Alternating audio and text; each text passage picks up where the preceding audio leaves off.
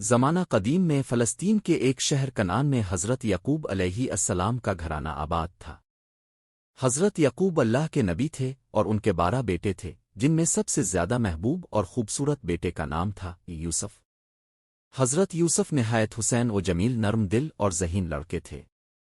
وہ اپنے والد کے بہت قریب رہتے، ان سے دین، صبر، تقوی اور عقل کی باتیں سیکھتے۔ ایک دن حضرت یوسف اپنے والد کے پاس آئے اور کہا، ابا جان، میں نے خواب میں دیکھا کہ 11 ستارے، سورج اور چاند مجھے سجدہ کر رہے ہیں۔ حضرت یعقوب نے اپنے بیٹے کو گلے لگا لیا، ان کی پیشانی کو چوم کر کہا، بیٹا، یہ خواب بہت عظیم ہے، یہ اللہ کی طرف سے تمہیں نبوت، عزت اور عظمت کی بشارت ہے، مگر اپنے بھائیوں سے اس خواب کا ذکر نہ کرنا، کہیں ایسا نہ ہو کہ وہ حسد میں آ جائیں۔ حضرت یعقوب جانتے تھے کہ ان کے دیگر بیٹے حضرت یوسف سے حسد رکھتے ہیں، کیونکہ وہ دیکھتے تھے کہ یعقوب ان سے سب سے زیادہ محبت کرتے ہیں۔ یوسف کی سچائی، عبادت، حسن اور اطاعت نے انہیں ان کے بھائیوں کی نظر میں خاص بنا دیا تھا۔ یہی وجہ تھی کہ ان کے دل میں بغض پیدا ہونے لگا۔ حضرت یوسف کے بھائیوں کے دل میں حسد کی آگ دن با دن بڑھتی جا رہی تھی۔ وہ بار بار آپس میں سرگوشیاں کرتے، ہمارے والد یوسف سے اتنی محبت کیوں کرتے ہیں؟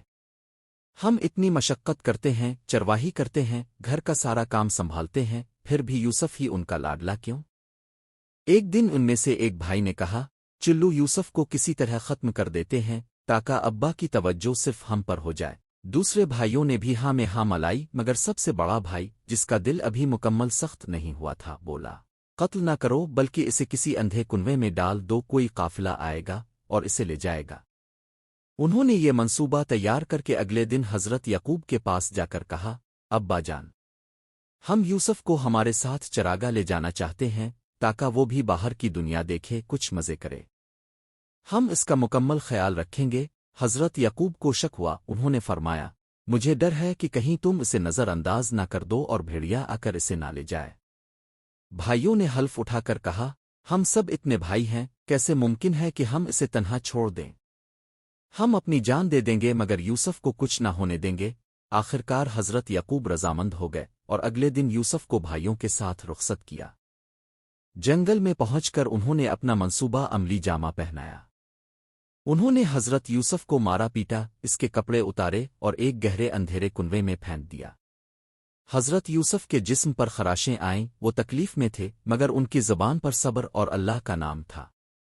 کنویں کی تاریکی اور تنہائی میں انہوں نے اللہ سے فریاد کی، اے میرے رب، تو ہی میرا محافظ ہے۔ ادھر بھائیوں نے ایک بکرے کو ذبح کیا اور اس کا خون یوسف کے قمیص پر لگا دیا تاکہ والد کو دھوکا دیا جا سکے۔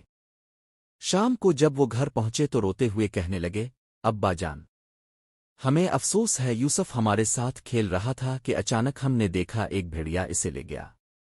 ہم کچھ نہ کر سکے۔ یہ دیکھیے، اس کی قمیص خون سے رنگی ہوئی ہے۔ حضرت یعقوب نے قمیص دیکھی اور ان کی آنکھوں میں آنسو آ گئے، مگر وہ نبی تھے، جانتے تھے کہ یہ جھوٹ ہے۔ انہوں نے کہا، نہیں، تمہارے دل نے تمہارے لیے ایک کام کو خوبصورت بنا کر پیش کیا ہے، مجھے اللہ سے ہی صبر کی امید ہے۔ اس رات حضرت یعقوب نے ساری رات آنکھوں میں آنسو لیے گزاری اور حضرت یوسف کنویں کی تاریکی میں اللہ کے نور کے سائے میں پڑے رہے۔ کنویں کی تاریکی میں حضرت یوسف علیہ السلام تنہا تھے۔ چاروں طرف اندھیرا، سردی اور خوف کا عالم تھا، لیکن ان کے دل میں اللہ کی یاد روشن چراغ کی طرح جل رہی تھی۔ وہ چھوٹے تھے مگر ایمان کی روشنی ان کے دل میں بڑی مضبوطی سے قائم تھی۔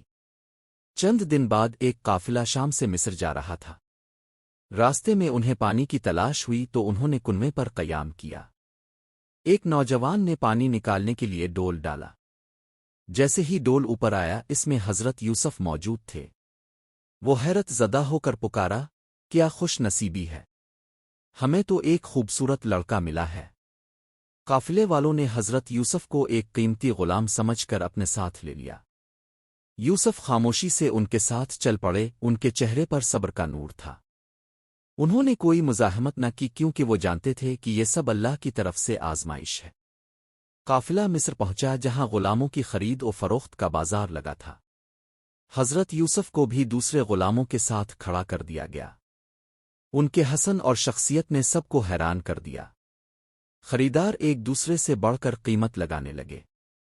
آخرکار مصر کا وزیر خزانہ جسے عزیز مصر کہا جاتا تھا نے انہیں خریدا اور کہا اسے میرے محل میں عزت سے رکھو، شاید یہ ہمارے کام آئے، ہم اسے بیٹا بنا لیں۔ حضرت یوسف کو مصر کے محل میں جگہ ملی جہاں ہر چیز آرام دہ تھی، لیکن ان کا دل اب بھی اللہ کی یاد سے آباد تھا۔ عزیز مصر کی بیوی جو نہایت خوبصورت اور شان و شوکت والی عورت تھی، حضرت یوسف کے حسن سے متاثر ہوئی، مگر یوسف نے اپنی پاکدامنی کو ہر آزمائش میں محفوظ رکھا۔ ان کے کردار کی پختگی نے محل کے سب لوگوں کو حیران کر دیا۔ انہوں نے ہر دن کو عبادت، صبر اور خدمت میں گزارا۔ وہ غلام ہو کر بھی بادشاہوں سے بلند تھے کیونکہ ان کے پاس ایمان اور صبر کا خزانہ تھا۔ حضرت یوسف علیہ السلام اب عزن مصر کے محل میں رہائش پذیر تھے۔ ان کا حسن عقل اور پاکیزہ اخلاق روز بروز سب کی نظروں میں نمایاں ہو رہا تھا۔ عزن مصر کی بیوی جسے قرآن میں زلیخا ان کے نام سے یاد کیا گیا ہے، یوسف علیہ السلام کے حسن و جمال پر دل ہار بیٹھی۔ زلیخا نے کئی بار کوشش کی کہ حضرت یوسف کو اپنی طرف مائل کرے، مگر حضرت یوسف نے ہر بار اللہ کے خوف اور پاکدامنی کے ساتھ انکار کیا۔ ایک دن اس نے دروازے بند کر کے حضرت یوسف سے کہا، آ جاؤ، میں تمہیں چاہتی ہوں۔ حضرت یوسف فوراً پیچھے ہٹے اور کہا، اللہ کی پناہ، وہ میرا رب ہے، مجھے ایسی خیانت کا خیال بھی نہیں آ سکتا۔ زلیخا نے ان کا دامن پکڑ لیا اور یوسف دروازے کی طرف دوڑ پڑے۔ اتنے میں عزیز مصر بھی آ گیا۔ زلیخا نے الزام لگایا کہ یوسف نے مجھ پر دست درازی کی کوشش کی، مگر یوسف نے سچ بیان کیا۔ اس موقع پر ایک گواہ نے کہا، اگر یوسف کا قمیص آگے سے پھٹا ہے تو زلیخا سچی ہے، اور اگر پیچھے سے پھٹا ہے تو یوسف سچا ہے۔ دیکھا گیا کہ قمیص پیچھے سے پھٹا تھا اور یوسف بے گناہ ثابت ہوئے۔ عزیز مصر نے معاملہ دبانے کاف